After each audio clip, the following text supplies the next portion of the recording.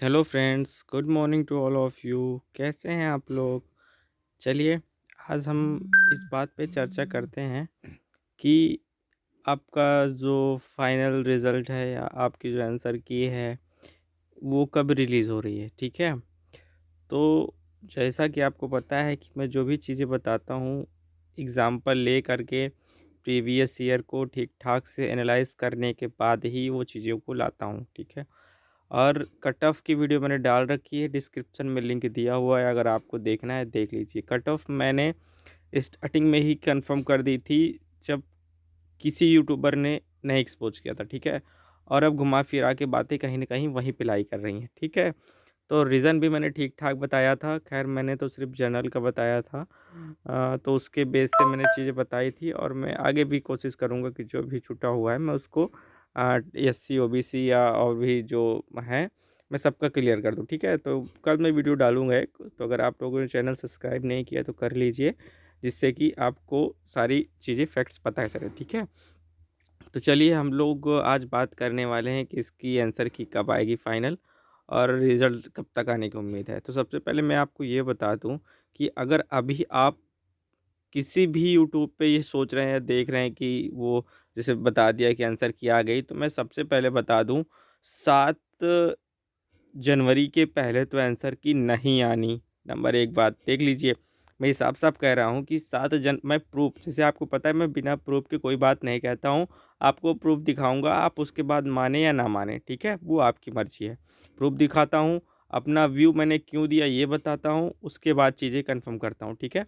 फिर उसके बाद भी अगर आपको लगता है कि मैं गलत हूँ तो मैं कुछ नहीं कर सकता, आई एम सॉरी। तो चलिए मैं आपको दिखाई दे रहा हूँ कि 7 जनवरी से पहले चीज़ें क्यों नहीं आनी है। देखिए, आप लोग इस चार्ट को देखिए, ठीक है?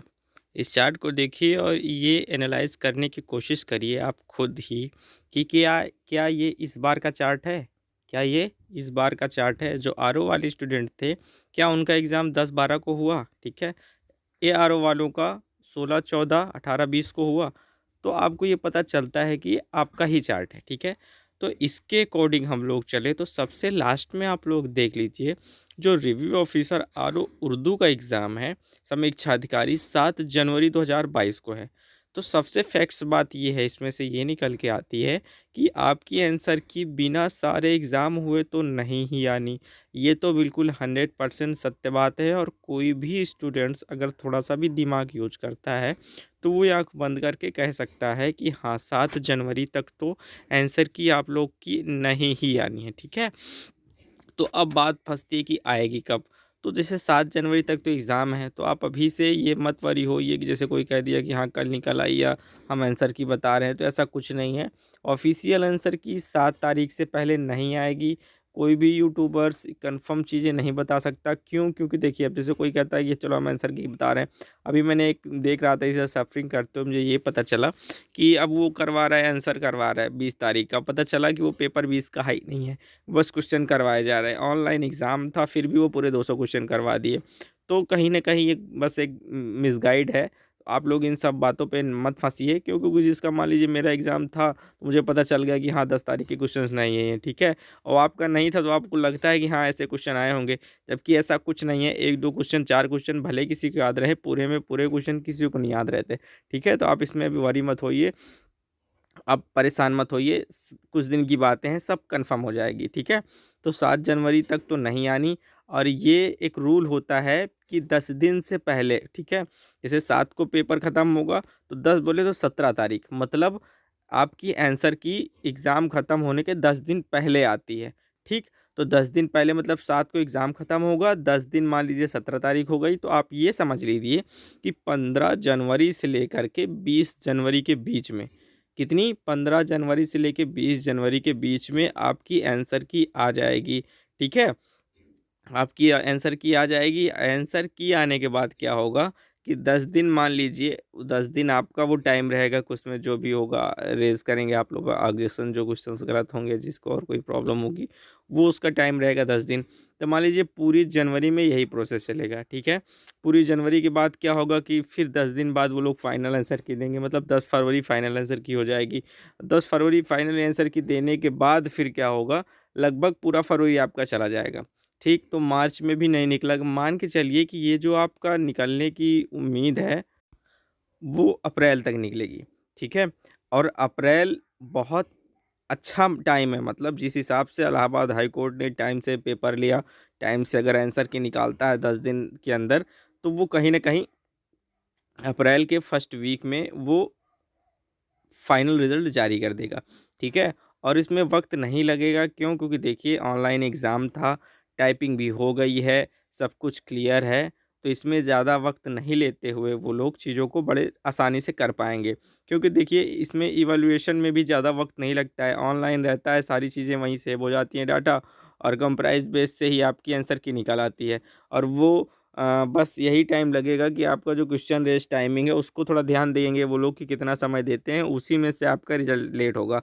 नहीं तो मार्च के लास्ट में तो नहीं कह सकते, अप्रैल के फर्स्ट वीक में टोटली संभावनाएँ हैं कि अप्रैल के फर्स्ट वीक में आपका रिज़ल्ट आ जाए, ठीक है?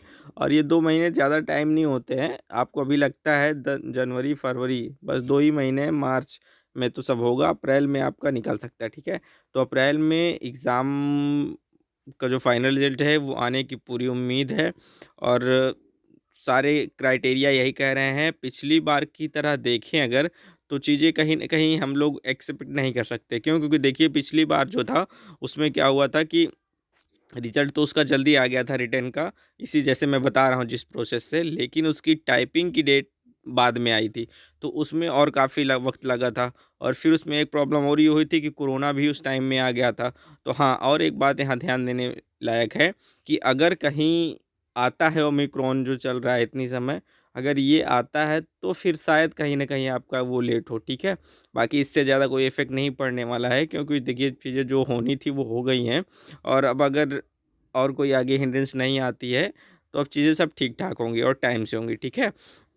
अब देख लीजिए आप लोग, आप खुद ही एनालाइज़ कर सकते हैं कि एनटीए कितने प्रॉपर तरीके से चीज़ों को करवा रही है, ठीक है? अब देखिए, अब ये स्कैम की बात ज़्यादा मत करिए, ऐसा कुछ अब नहीं होना है इसमें, कन्फर्म रिज़ल्ट देगा सीधा। और अच्छी एजेंसी है, देखिए तुरंत इन्होंने चेंज भी कर दिया था सेंटर, तो जो भी हुआ सब छोटी-मोटी बातें, वो खुद की परेशानी है भाई, सेंटर में ही कोई कर दे, तो इसमें एनटीए की कोई गलती नहीं कही जा सकती है, जहाँ तक बात सच यही है। और ठीक-ठाक एग्ज़ाम हुआ है सबका, भगवान करे कि जिसका ठीक-ठाक हुआ है उसका सिलेक्शन तो होगा ही। और मैं फिर से आपको एक बार ये कन्फर्म करवाने देना चाहता हूँ कि जो आपकी फ़ाइनल आंसर की है वो 15 से 20 जनवरी के बीच में आ जाएगी, ठीक है? उसके बाद वो जो भी उसमें प्रोसेस होने हैं ऑब्जेक्शन रेज़ के, वो होंगे।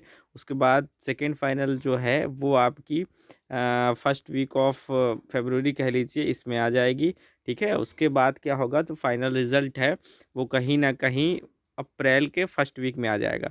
आप लोग अपनी तैयारी को फिट ही रखिए, होगा तब भी ठीक है, नहीं होगा तो नेक्स्ट लेवल की तैयारी करनी है। अगले एग्ज़ाम भी लगे हुए हैं और नेक्स्ट वैकेंसी ठीक-ठाक आने की उम्मीदें हैं, ठीक है?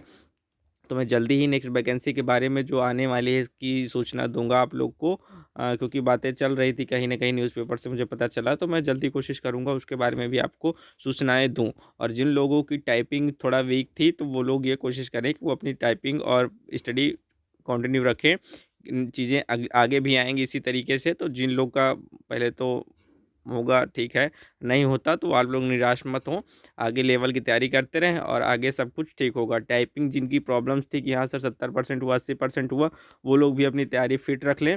नेक्स्ट लेवल के जब एग्ज़ाम होंगे तो उसमें सब कुछ आपको कवर करना है विदाउट एनी प्रॉब्लम। चीज़ें सब कुछ क्लिस्टर क्लियर हो गई हैं, तो अब कोई भी शंका दुविधा नहीं है। अब जो होना था वो हो गया है, आपका पेपर हो गया है, जैसा भी हुआ, अच्छा हुआ, ख़राब हुआ, अब उसमें आप कुछ भी मॉडिफ़ाई नहीं कर सकते। टाइपिंग की भी प्रॉब्लम्स ख़त्म हो गई हैं, एक बार में एग्ज़ाम हो गया है, सबकी सारी प्रॉब्लम्स दूर हो गई हैं। अब बात रही आंसर की तो वो भी बहुत जल्द, आज 24 तारीख हो गई, 24 के बाद मान लीजिए 6-7 दिन इधर है और 7 दिन उधर है। तो अभी आपके 15 दिन 20 दिन में सब कुछ क्लियर हो जाएगा। आप लोग वरी मत होइए और भगवान से यही कोशिश करिए कि सबका ठीक-ठाक निकल जाए, जिस लोग का निकलना है, ठीक है? और नहीं भी निकल रहा है तो आगे एग्ज़ाम आने वाले हैं फिर से, आप उसकी तैयारी करते रहिए। आप टाइपिंग करना मत बंद करिएगा, टाइपिंग करते रहिए धीरे-धीरे, या 10 मिनट, 15 मिनट, आधे घंटे जो भी आपके पास वक़्त हो, और पढ़ाई को भी थोड़ा-सा ठीक-ठाक रखिए, ठीक है? तो बस यही बताना था आप लोग को, और अगर कोई दिक्कत है, प्रॉब्लम है, तो प्लीज़ मुझे बताइए और मैं कोशिश करूँगा कि आपकी प्रॉब्लम्स का हल दूँ, ठीक है? मिलते हैं नेक्स्ट वीडियो में। Till then bye bye.